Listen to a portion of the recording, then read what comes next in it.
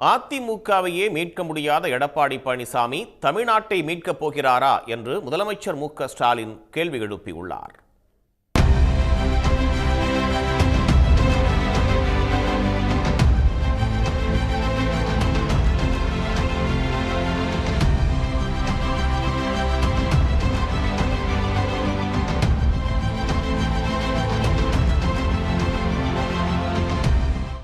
திருவாரூரில் 846 கோடி ரூபாய் மதிப்பில் அரசு நலத்திட்ட உதவிகளை வழங்கிய முதலமைச்சர் மு.க.ஸ்டாலின் புதிய பணிகளுக்கு அடிக்கல் நாட்டி முடிவுற்ற திட்டப்பணிகளையும் திறந்து வைத்தார். விழாவில் பேசிய அவர், அறநிலையத்துறை சார்பில் கல்லூரிகள் தொடங்க எதிர்ப்பு தெரிவிக்கும் எடப்பாடி பழனிசாமிக்கு கடும் கண்டனம் தெரிவித்தார். இந்து சமய அறநிலையத்துறை சார்பில் பள்ளி கல்லூரி கட்டக்கூடாதான்.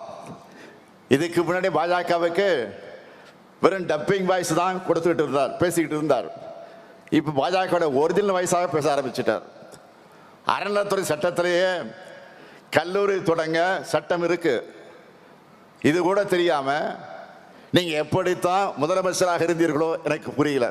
மக்கள் தலைவர் எம்ஜிஆர் அவர்களே முதலமைச்சராக இருந்தபோது பழனி ஆண்டவர் தொழில்நுட்ப கல்லூரியை திறந்திருக்கிறார்.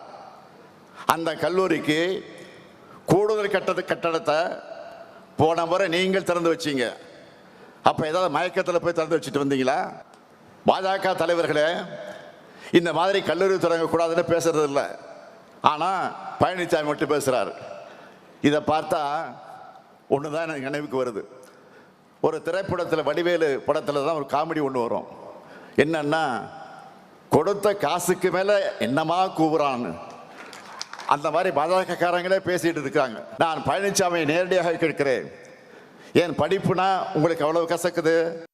தொடர்ந்து பேசிய மு.க.ஸ்டாலின், அதிமுகவையே மீட்க முடியாத எடப்பாடி பழனிசாமி தமிழ்நாட்டை மீட்கப் போகிறாரா என அவரின் பரப்புரை பயணத்தை விமர்சித்தார். தமிழ்நாட்டை மீட்போம், தமிழகத்தை மீட்போம் என்று ஒரு பயணத்தை தொடங்கி இருக்கிறார். ஏன்னா தமிழ்நாடுன்னு சொல்லக்கூடாதுன்னு சொல்லுகிற கூட்டத்துக்கிட்ட இப்போ அதிமுகவை சேர்த்துட்டாரு. அதிமுகவை மீட்க முடியாத இவர் தமிழகத்தை மீட்கப் போகிறாராம். திருவாளர் பழனிசாமி அவர்களே, உங்ககிட்ட இருந்து தமிழ்நாடு ஏற்கனவே மீட்கப்பட்டு விட்டது. கீழே அந்த ஆய்வறிக்கையை வெளியிடாமல் இருக்கிறாங்க.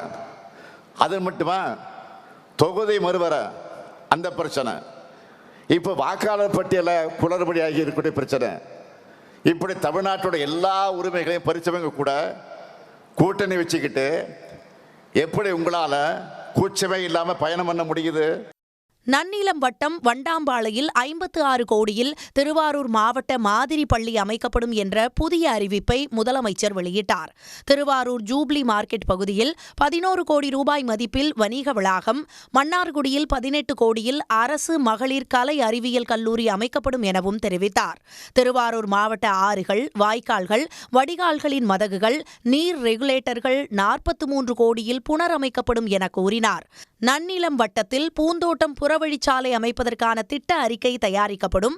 திருத்துறைப்பூண்டியில் நெல் ஜெயராமனுக்கு சிலை அமைக்கப்படும் என்றும் முதலமைச்சர் அறிவித்தார். உடனுக்குடன் செய்திகளை தெரிந்து கொள்ள சன் நியூஸ் பெல் ஐகானை கிளிக் பண்ணுங்க.